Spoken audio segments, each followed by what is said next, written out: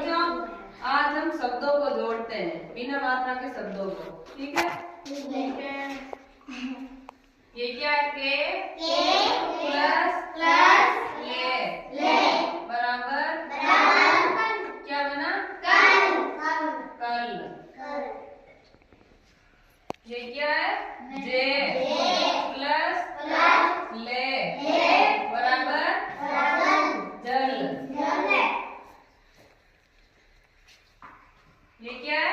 ने प्लस ले बराबर नल। ये क्या है? प्लस ले बराबर फल। ये क्या है? प्लस ले बराबर फल। ठीक है।